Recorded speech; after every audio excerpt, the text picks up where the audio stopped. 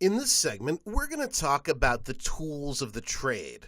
What does a web developer use to create websites? And there's a number of tools out there. Many of them are free, and there are some commercial tools that you have to pay for. I'm going to try and go over a number of them, but these aren't all of the tools. There are other ones out there, and if you talk to other web developers, they may make recommendations that I'm not making in this video. That's totally cool. So first, you're going to need not just a web browser, but several web browsers. And the reason for that is you're going to want to be able to test your actual final website in more than one browser. There's slight differences between browsers, and you may have noticed this in your own surfing. So you want to make sure that you see how your site looks in more than one browser, and if you're able, more than one platform, meaning you should probably check out your site on a PC and a Mac if you can. All right, so right now I've got one of my web browsers up here. This is Safari from Apple. That's free, like all web browsers. And here we've got a copy of Google's Chrome, downloadable and free. Mozilla Firefox, a top 3 browser. And this is Opera. This one isn't used as frequently, but a lot of developers use Opera and like it a lot. It's pretty fast, and it has a popular mobile version. Now, I'm using a Mac to record this. If you're using a PC, you're going to also want to have a copy of Internet Explorer. Internet Explorer, obviously, for the PC platform, is a very popular browser, and one you're definitely going to want to have in your tool arsenal.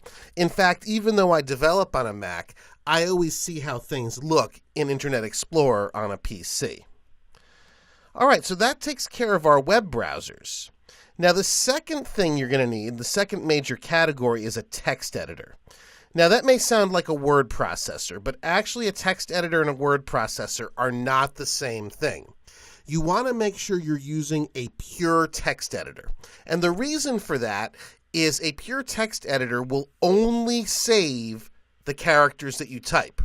A word processor will embed formatting strings, characters that you can't see that tell the word processor how to format the text. You don't want that because that'll screw up the web browser when you actually try and load your file into it for testing. So let's talk about some text editors. Dreamweaver is a very popular text editor because it also has a WYSIWYG mode, which means what you see is what you get. It actually lets you lay out the website without writing any code at all. However, this isn't really advantageous, and true web developers can use the code alone to lay out a website, or they can use a WYSIWYG tool like Dreamweaver. Dreamweaver is part of Adobe's Creative Cloud package, and you actually get Dreamweaver either by itself for $19.99 a month as of the time I'm taping this, or the Creative Cloud, which gives you other tools like Photoshop and Illustrator for $49.99 a month. We actually have a number of Creative Cloud subscriptions here at Learn to Program because we use these tools almost every day. Another text editor is called Sublime. This one's becoming very popular lately. It's extremely powerful. It has a little bit of a learning curve, but once you learn it, it's got tools that I haven't seen in any other text editor. It is free to try, but after your trial period is up, you do have to buy it, and it costs about $70. But a lot of hardcore developers really like the Sublime text editor. If you're using a Mac, Bare Bones Text Wrangler is a little brother to the popular BB Edit. Text Wrangler is free. You just have to download it using their download link, and it does everything you'll need to do to complete this course or even the full Certified Web Developer program from Learn to Program. You can download this at barebones.com and just look for Text Wrangler. Now, if you're using a PC and you want something a little more PC-centric, there's EditPad Lite. This is another one that I've used that I highly recommend. It's free, it's very powerful, and it works well on the PC. It lets you open multiple files at the same time. It has some powerful editing features. It's another text editor that I'd recommend. For this course, I'm going to be using a text editor called Brackets. This is a fairly new code editor, and you can download it for free. It works from the PC or the Mac, and this is what it looks like. So from here, I'm just going to type a little HTML code, and I just type it directly in here, just like this. Now you notice the interface is very clean and simple. There's not a whole lot to distract you. We have the typical drop downs here. So I'll just save this right now as first.html. Put it on my desktop for convenience.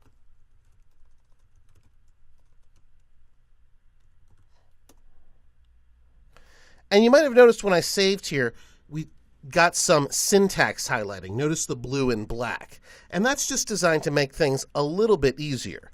Also notice now that I've saved, I'm getting these drop downs with different options, and those are designed to help me write the code.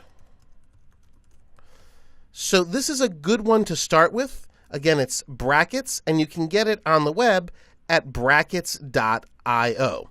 Completely free to try.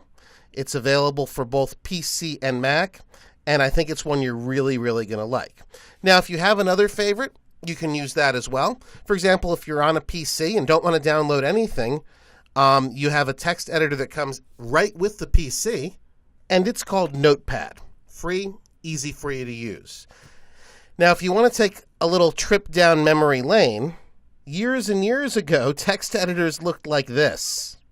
And these text editors still exist. This is VI or Vim, an improved version of VI. And this exists on every Mac or Linux machine. I access this through the command line.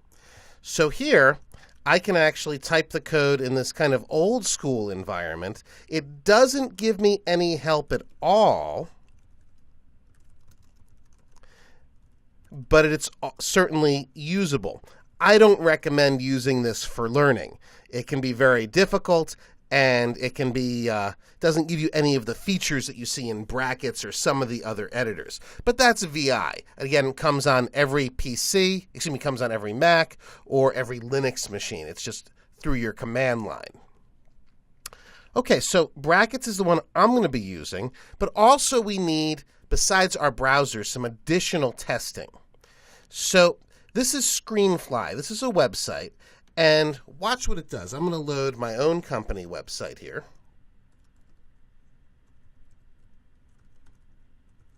So learntoprogram.tv, and I'm going to click Go. And what this lets me do is test this particular website on some different size devices. So here I'm on a desktop. We could go to a tablet, and we could choose, for example, let's see how this would look on a Nexus 7. So notice here, it looks different because of the size of the screen. We could even test on a mobile phone, like an iPhone, or we could choose a custom screen size, or even a 720p television. So this is Screenfly. You get there. Go ahead and take that out. Here's your website, quirktools.com/Screenfly. A great place to start. You can also test with this iPhone 3G or 4G tester. So let's again just type our URL in here.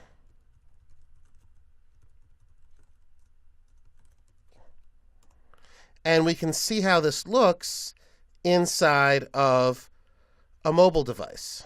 And here you can see how our page appears when it's inside mobile. You can even go in here and, for example, click the C Programming for Beginners course. It'll show me how that page looks on mobile. So that's iPhoneTester.com. There's also iPad Peek, similar deal to test for an iPad.